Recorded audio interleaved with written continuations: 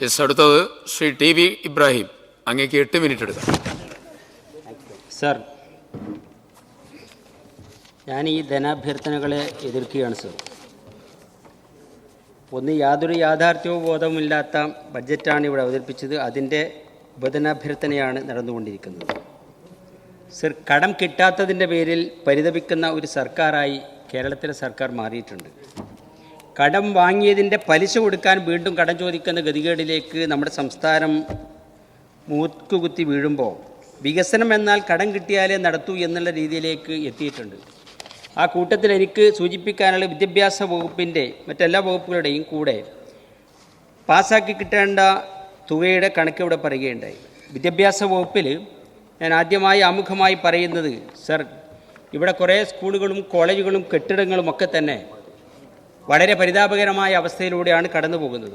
പ്രത്യേകിച്ച് പ്രൈമറി സ്കൂളുകൾ, ഒരുപാട് കെട്ടിടങ്ങൾ ഇപ്പോഴും, പ്രത്യേകിച്ച് സർക്കാരിൻ്റെ പ്രൈമറി സ്കൂൾ കെട്ടിടങ്ങൾ വളരെ മോശമായ അവസ്ഥയിലാണ്. അവർക്ക് കുറച്ചുകൂടെ കൂടുതൽ കാശ് കൂട്ടിക്കൊടുക്കണം എന്ന് സർ ഞാൻ ആമുഖമായി ആവശ്യപ്പെടുകയാണ്.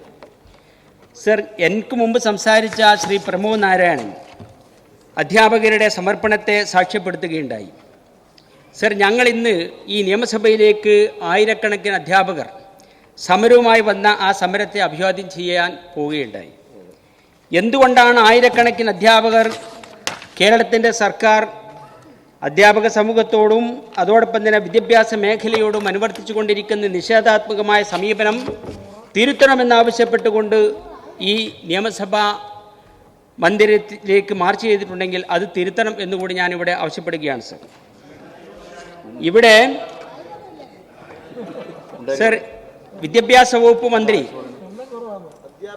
മിനിഞ്ഞാന്ന് വരെ പറഞ്ഞ കാര്യം ഇന്നു മുതൽ തിരുത്തി എന്നുള്ളത് ഏറെ സന്തോഷകരമാണ്. വിദ്യാഭ്യാസ മന്ത്രി വളരെ യാഥാർത്ഥ്യബോധം ഉൾക്കൊള്ളുന്നയാളാണ്. അദ്ദേഹവുമായി വ്യക്തിപരമായി സംസാരിക്കുമ്പോൾ നമുക്ക് ബോധ്യമാണ്. മിനിഞ്ഞാന്ന് വരെ നിയമസഭയിലടക്കം വിദ്യാഭ്യാസ വകുപ്പ് മന്ത്രി പറഞ്ഞിരുന്നത് മലപ്പുറം ജില്ലയടക്കമുള്ള മലബാർ ജില്ലകളിലൊക്കെ സീറ്റ് അധികമാണ് എന്നായിരുന്നു. എന്നാൽ ഇന്നലെ മുതൽ മലപ്പുറത്ത് 7000-ൽ പരം സീറ്റുകളുടെ കുറവുണ്ട്, പാലക്കാട് 1700-ൽ പരം സീറ്റുകളുടെ കുറവുണ്ട്, കാസർഗോഡ് 252 സീറ്റുകളുടെ കുറവുണ്ട് എന്ന് സംബന്ധിച്ചതിൽ മന്ത്രിയോട് നന്ദി പറയുന്നു, ഞങ്ങൾ സന്തോഷം രേഖപ്പെടുത്തുന്നു. സർ, ഇതിനു വേണ്ടി സമരം ചെയ്ത് ഞങ്ങളുടെ MSFൻ്റെ സംസ്ഥാന പ്രസിഡന്റ് PK നവാസും ജനറൽ സെക്രട്ടറി CK നജാഫ് അടക്കമുള്ള കുട്ടികൾ സർ ജയിലിലാണ്. ഇവിടെ അൻവർ സാദത്ത് സൂചിപ്പിച്ചതുപോലെ അവരെ സർ എന്തിനാണ് സർ ജയിലിലടച്ചത്? അവർ സമരം ചെയ്തുകൊണ്ടാണ് ഇപ്പോൾ ബഹുമാനപ്പെട്ട വിദ്യാഭ്യാസ വകുപ്പ് മന്ത്രിക്ക് പോലും കണ്ണു തുറക്കേണ്ടി വന്നത്. ഇവിടെ KT ജലീൽ സൂചിപ്പിച്ചു നിങ്ങളുടെ സമരം അസ്ഥാനത്താണ് എന്നുള്ളത്. എന്തിനാണ് സർ പിന്നെ SFI സമരം ചെയ്തത്? SFIക്കും അവസാനം MSFൻ്റെയും KSUവിൻ്റെയും സമരം കണ്ട് ഇതിനിടയിൽ പൊതുസമൂഹത്തിനിടയിൽ, വിദ്യാർത്ഥി സമൂഹത്തിനിടയിൽ പിടിച്ചു നിൽക്കാൻ കഴിയാത്തത് കൊണ്ടാണ് മിനിഞ്ഞാന്ന് അവർ മലപ്പുറം കലക്ട്രേറ്റിലേക്ക് SFIയുടെ നേതാക്കന്മാരുടെ നേതൃത്വത്തിൽ സമരം ചെയ്യേണ്ടി വന്നത്. SFIക്കും KSTAക്ക് പോലും സമരം ചെയ്യേണ്ട ഗതികേടിലേക്ക് ഈ സംസ്ഥാനത്തിൻ്റെ വിദ്യാഭ്യാസ വകുപ്പ് മാറിക്കൊണ്ടിരിക്കുകയാണ്. സർ, ഞാൻ സുദീർഘമായി സംസാരിക്കുന്നില്ല. കൂട്ടത്തിൽ വിദ്യാഭ്യാസ വകുപ്പ് മന്ത്രി പറഞ്ഞിട്ടുള്ളത് 2 അംഗ കമ്മിറ്റിയെ വെച്ചുകൊണ്ട് പഠിച്ച് മലപ്പുറത്തും മലബാർ മേഖലയിലും പുതിയ ബാച്ചുകൾ അനുവദിക്കുമെന്നുള്ളതാണ്. ആ ബാച്ചുകൾ ആവശ്യമുള്ളത്ര അനുവദിക്കണം. ഇപ്പം തന്നെ കുറവ് കണക്കാക്കുന്നത് എങ്ങനെയാണ്? അത് 30% മാർജിൻ ഇൻക്രീസ് കൊടുത്തുകൊണ്ടാണ്. 65-70 കുട്ടികളെ വെച്ചുകൊണ്ട് ക്ലാസ്സിൽ പഠിപ്പിക്കുന്ന അവസ്ഥ നമുക്ക് എല്ലാവർക്കും അറിയാം. അങ്ങനെയാണെങ്കിൽ ഈ സീറ്റ് കൂട്ടാൻ ഒരു 40-50% മാർജിൻ ഇൻക്രീസ് കൊടുത്താൽ സീറ്റ് അവിടെ മിച്ചമാണ് എന്ന് വേണമെങ്കിൽ വീണ്ടും പറയാം. അപ്പം അതുകൊണ്ട് ബഹുമാനപ്പെട്ട വിദ്യാഭ്യാസ വകുപ്പ് മന്ത്രി യാഥാർത്ഥ്യബോധത്തോടു കൂടി എത്ര സീറ്റുകളുടെ കുറവുണ്ടെന്ന്, അത് മാർജിൻ ഇൻക്രീസ് കൂട്ടാൻ പാടില്ല. നമുക്കെല്ലാവർക്കും അറിയാം, KERൻ്റെ ഹയർ സെക്കൻഡറി സ്പെഷ്യൽ റൂൾ പ്രകാരം ഒരു ക്ലാസ്സിൽ 50 കുട്ടികളാണ് മാക്സിമം ഇരിക്കേണ്ടത്. അതിൻ്റെ അപ്പുറത്തേക്ക് കുട്ടികളെ പഠിപ്പിക്കാൻ കഴിയില്ല. അങ്ങനെ പഠിപ്പിച്ചാൽ തന്നെ കുട്ടികളുടെ വിദ്യാഭ്യാസം ഗുണമേന്മയുള്ളതാവുകയില്ല എന്നൊക്കെ ധാരാളം പഠന റിപ്പോർട്ടുകൾ അടക്കം വന്നതാണ്. അപ്പോൾ അതുകൊണ്ട് എനിക്ക് സൂചിപ്പിക്കാനുള്ളത്, ആ യാഥാർത്ഥ്യബോധം ഉൾക്കൊണ്ടുകൊണ്ട് പുതിയ ബാച്ചുകൾ, അതുപോലെ തന്നെ സ്കൂളുകൾ അപ്ഗ്രേഡ് ചെയ്യുകയും വേണം.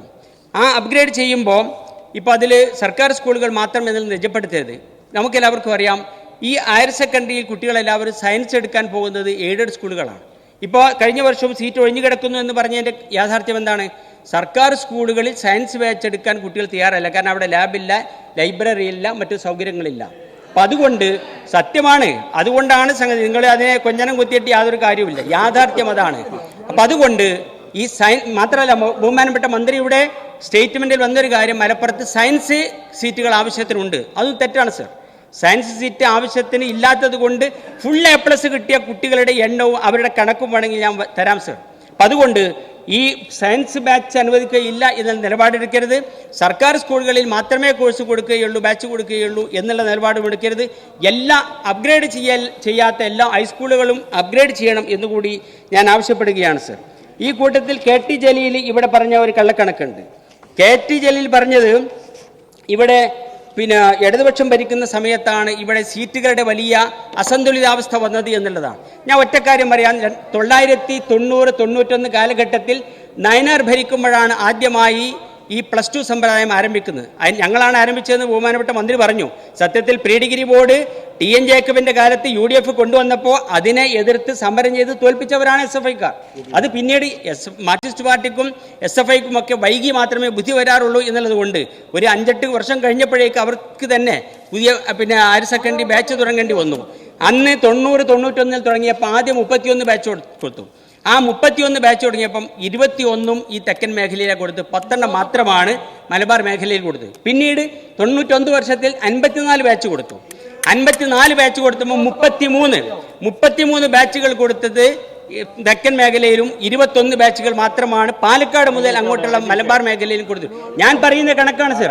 എൻ്റെ 1448 നക്ഷത്ര ചിഹ്നമിടാത്ത ചോദ്യത്തിന് ബഹുമാനപ്പെട്ട വിദ്യാഭ്യാസ മന്ത്രി നൽകിയിട്ടുള്ള 217 പേജുള്ള മറുപടി എൻ്റെ കയ്യിലുണ്ട്.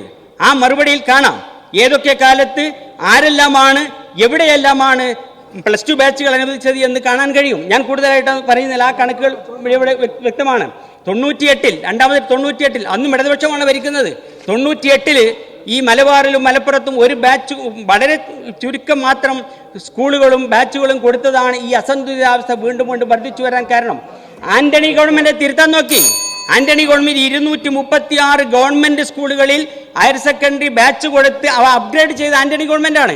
പിന്നീട് വന്ന 2011, ഞാൻ ചുരുക്കി പറയാം, 2011-16 കാലഘട്ടത്തിൽ ഉമ്മൻചാണ്ടി ഗവൺമെന്റ് 1412 ബാച്ചുകൾ കൊടുത്തു.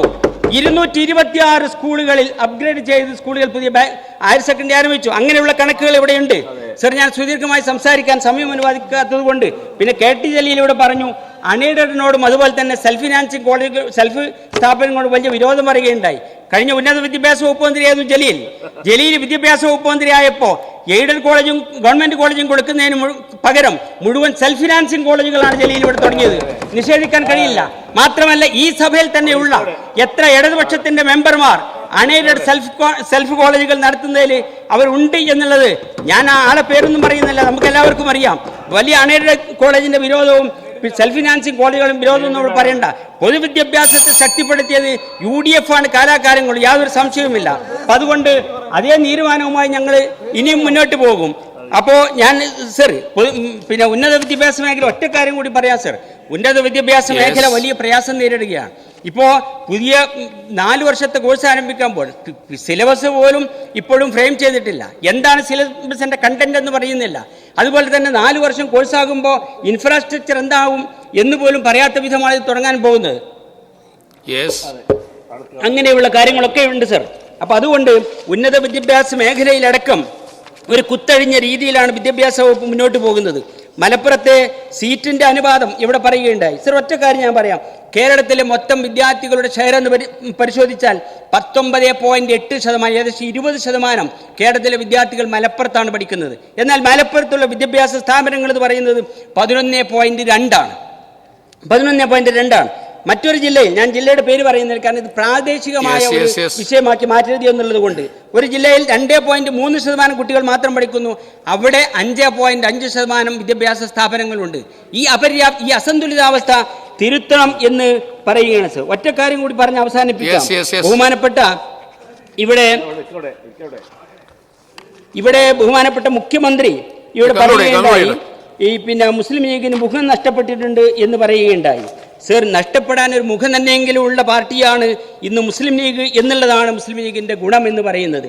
എന്നാൽ മുഖം പോലും ഇല്ലാതെ ശിരസ്സറ്റ കബന്ധമായി മാർക്സിസ്റ്റ് പാർട്ടി ഇന്ത്യയിലെ രാഷ്ട്രീയ മ്യൂസിയത്തിലേക്ക് രാഷ്ട്രീയ വിദ്യാർത്ഥികൾക്ക് പഠിക്കാനുള്ള പിന്നെ ഗവേഷണ കേന്ദ്രം പഠന ഗവേഷണ വിഷയമായി കബന്ധങ്ങളായി മാർക്സിസ്റ്റ് പാർട്ടി മാറിയിട്ടുണ്ട് എന്നുള്ളതാണ് ഇപ്പോൾ അവർ പറയുന്ന കഴിഞ്ഞ തെരഞ്ഞെടുപ്പിൽ CPM വീണ്ടും ഒരു രാഷ്ട്രീയ ധ്രുവീകരണത്തിന് വേണ്ടി ശ്രമിക്കുകയാണ്.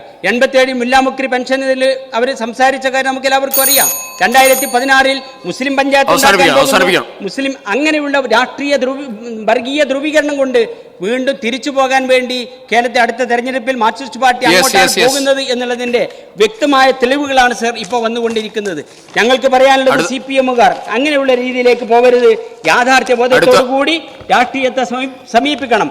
വർഗീയത BJPയുടെ സ്വരത്തിൽ വർഗീയത സംസാരിച്ചുകൊണ്ട് രാഷ്ട്രീയ നേട്ടം കൊയ്ത് അടുത്ത തെരഞ്ഞെടുപ്പിൽ വിജയിക്കാനുള്ള തന്ത്രം മെനയരുത് എന്ന് മാത്രം സൂചിപ്പിച്ചുകൊണ്ട് ഈ ധനാഭ്യർത്ഥന ഞാൻ എതിർക്കുകയാണ് സർ.